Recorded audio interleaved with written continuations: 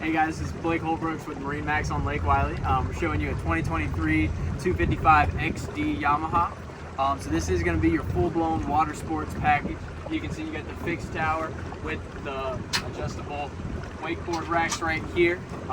Back here on the transom, we do have these adjustable lounger seats. So if you're anchored out, just want to relax, you're not surfing or anything, you can just lay back right there.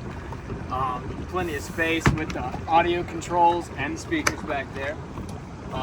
Inside the boat, you do have a little table section right here with storage, and the front seat right here comes out, flips up into your own little table set up there. You do have a head compartment, all right, so you could add your own porta potty or full system if you wanted to. Plenty of storage if you decide against that.